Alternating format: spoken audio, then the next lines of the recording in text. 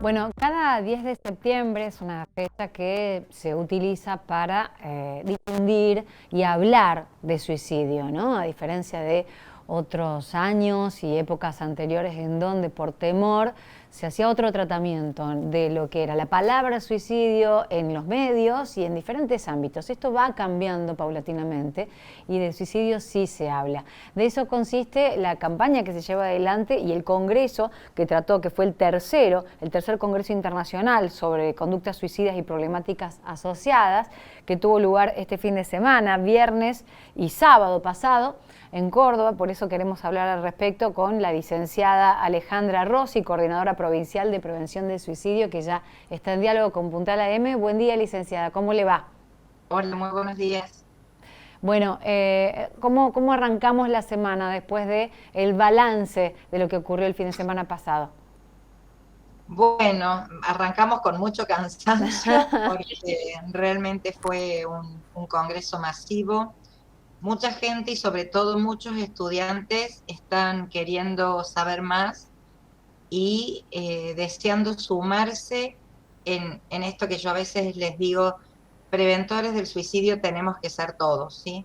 Entonces es importante adquirir herramientas, desmitificar que es una problemática que solo atañe a psicólogos, a psiquiatras o a la salud mental, sino que todos como comunidad estamos implicados en esta lucha y en esta consigna de que de esto debemos hablar. Y en ese sentido, ¿hay programas específicos, hay políticas públicas para abordar la problemática por parte del Estado? ¿En qué consisten? Bueno, lo que se hace a nivel provincial fue construido artesanalmente hace mucho más de 10 años. Afortunadamente, desde Nación se están reforzando muchísimo todas las acciones que tengan que ver con no solamente la prevención del suicidio, sino también la cuestión epidemiológica, ¿sí? Que se conozcan los números, las cifras, que uno a veces se pregunta, ¿un número le sirve solamente a los epidemiólogos? Probablemente sí y tal vez no. Es importante conocer las cifras justamente para que las políticas públicas se centren en la problemática y dimensionen. Y también el avance que se está logrando es que las tentativas de suicidio queden registradas y se incluyan a estos datos epidemiológicos, ¿sí? El Programa Provincial de Prevención del Suicidio, del cual yo estoy de licencia ahora Mm. por un tiempo, porque estoy como vicedecana de la Facultad de Psicología, Mm.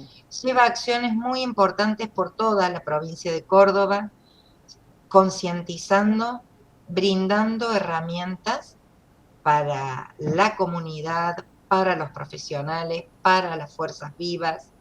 Tienen un dispositivo de abordaje de la conducta suicida en jóvenes completo que abarca no solamente el acompañamiento individual, sino también que se adquieran habilidades en grupo.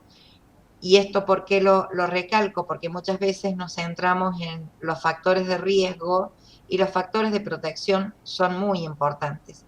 Creo que deberíamos trabajar fuertemente para que las personas tengan capacidad de respuestas ante los eventos A críticos. ver, podemos enumerar los factores de riesgo, aunque sea grandes rasgos, y los factores de contención y prevención. Bueno, los factores de riesgo abarcan una amplia gama desde lo que es sociodemográfico en cuanto a cuestiones de género, quiénes se suicidan más y quiénes lo intentan más. Los varones se suicidan en una proporción de 4-1 en relación a las mujeres y en cuanto a la tentativa, esto es al revés. En factores psicológicos que podrían tener que ver con la falta de apoyo, la baja autoestima, tener antecedentes de algún ser querido suicidado, estar atravesando una depresión, un trastorno bipolar, un trastorno límite de la personalidad. Y también hay factores familiares que tienen que ver con no sentirse parte de ese grupo familiar, eh, que esté muy disgregado o que las conflictivas sean altas. En el caso de los jóvenes, percibir a estos padres o tutores como exigentes, hostiles o demasiado permisivos, y también tener en cuenta que una persona que se ha suicidado en la familia ya nos deja un factor de riesgo a quienes pertenecen a esa ¿Por familia. qué es eso, licenciada? Por qué algo que causa tanto dolor y a veces, bueno, años y años y a veces toda una vida para tratar de comprender, termina siendo un factor de riesgo por una conducta a imitar? ¿Por qué? Porque constituye como un factor de transmisión transgeneracional en muchos casos, ¿sí? Muchas veces uno le atribuye al suicidio de esta persona características que a lo mejor no tienen nada que ver con lo que realmente aconteció, porque la respuesta final se la lleva quien decidió quitarse la vida. Em, y a través de esta transmisión transgeneracional se toma todo aquello que se pensó y se habló sobre la persona que murió, que lo hizo por valiente, por cobarde, porque tuvo la salida justa ante una situación de crisis. Entonces es importante eso. No acontece solamente en la familia, también nos dejan un factor de riesgo los compañeros de estudio, en el caso de los adolescentes, las personas con las cuales compartimos un grupo etario y tal vez algún tipo de relación. Y no tenemos que olvidarnos que hay factores sociales, que yo creo que tanto en los sociales como en los familiares, en este momento son los que más priman, ¿sí? Porque estamos atravesando un momento de la sociedad donde el afecto, la confianza, el estar con otros, la comprensión, muchas veces fallan, ¿sí? Y vemos más manifestaciones de agresión, de violencia, de, de cargar contra el otro. Por eso muchas veces cuando se piensa en adolescentes que se han quitado la vida, se lo relaciona inmediatamente con el bullying. Bueno, acá algo para destacar es que el suicidio es multicausal. Tienen que darse varias situaciones o juntarse varios de estos riesgos para que la persona decida quitarse la vida, ¿sí? Y también que muchas veces se piensa como salida, muchas personas que hacen un intento y uno puede entrevistarlos a posteriori, admiten que no querían acabar con su vida, que lo que querían era terminar con un problema. Ajá. Entonces, miren la importancia que tiene de poder acompañar a alguna persona que está atravesando una crisis para que no sienta que esta es la solución. Jamás lo es.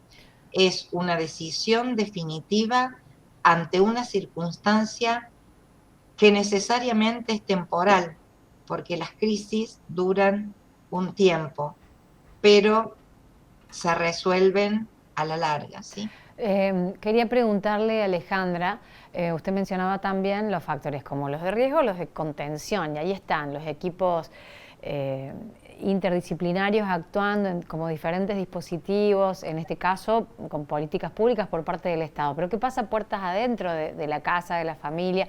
¿Cómo detectamos? ¿Cómo sabemos a dónde acudir? ¿A quién pedir ayuda? ¿Cómo frenar? No, frenar por ahí o intentar ayudar, ¿no? Mira, se está trabajando fuertemente sobre una evidencia que marca que las personas que se terminan suicidando muchas veces han hecho sus pedidos de ayuda en, en distintos lugares. Uno de ellos, si lo pensamos desde las políticas de salud pública, muchas veces comentaron sus intenciones a cualquier miembro del equipo de salud, no necesariamente al equipo de salud mental. Por eso es que se hace énfasis en la capacitación de los equipos de atención primaria de la salud, que son aquellos que encontramos en el territorio, en los dispensarios, los que están más cercanos al domicilio de la persona, ¿sí? Por eso una de las cuestiones que nosotros incluimos en las cartillas es acudir al centro de salud más temprano, porque esos equipos tienen que estar entrenados para poder manejar este tipo de conducta. También esto que vos decís, cómo hacemos en el seno del hogar, en lo intrafamiliar, bueno, sabiendo que hay algunos indicadores muy precisos y que tienen que ver con el cambio radical de la persona que está pensando en quitarse la vida y que pasa por un proceso, ¿sí? La idea puede estar en cualquiera de nosotros, pero se vuelve peligrosa cuando empezamos a pensar en cómo, cuándo, dónde. Y ese momento trae muchísima convulsión y acá se dejan muchísimas señales, ¿sí? Como este cambio radical de conducta, como verbalizaciones que hablan del sinsentido de la vida, o yo no sirvo para nada, o soy una carga para todos ustedes. Eh, entonces, estas cosas tenemos que empezar a ver, y yo siempre digo, es lamentable que nos entrenemos en un montón de otras problemáticas que hacen al padecimiento subjetivo, como la violencia, sin ir más lejos.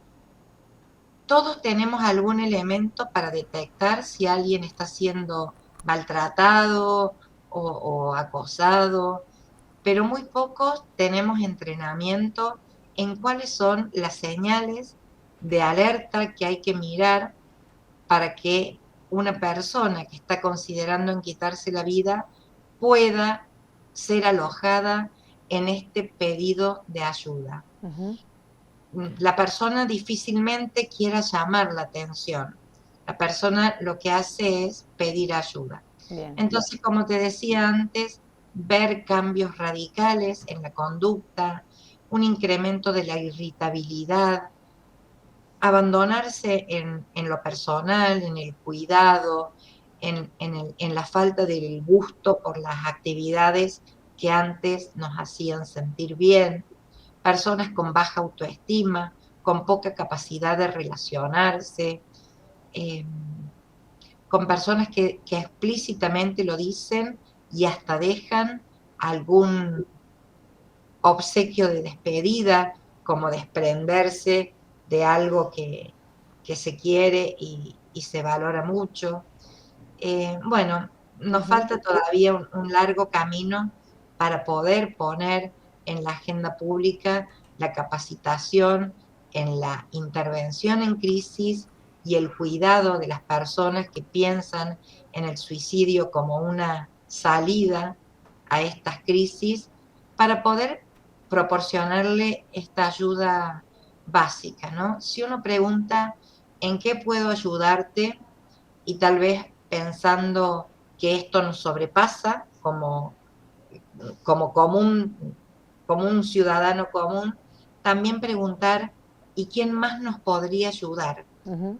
Ser acompañante de esta persona hasta que pueda lograr la ayuda indicada, ¿Cuál es ¿verdad? la línea directa, Alejandra, y ya la despido, pero cuál es la, o sea, tengo una situación, ¿cuál es la línea directa de comunicación para pedir ayuda? El centro de salud más cercano, Ujú. si no hay un teléfono que es el 135, que funciona a nivel nacional, y hay un 0800 para cuestiones generales de salud mental, que yo en este momento no lo recuerdo, pero tal vez si ustedes Ujú. Lo lo pueden buscamos. buscar y pasarlo en alguna tanda. Los medios de comunicación son de gran ayuda.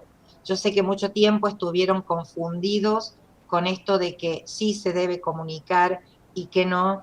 Bueno, hay guías y pautas para que la comunicación sea efectiva y que el otro, la persona que está en situación de crisis, pueda ser direccionada en la búsqueda de esta ayuda. Alejandra, le agradecemos el contacto. Muchas gracias por el contacto con Punta La M. A ustedes que todos los años se preocupan, se ocupan y lo hacen de manera responsable. Así que la agradecida soy yo. Muchas gracias. Era la licenciada Alejandra Rossi, coordinadora provincial de prevención del suicidio, ¿no? A raíz del 10 de septiembre, que es el Día Mundial para la Prevención del Suicidio, porque del suicidio sí se habla, hay que hablar.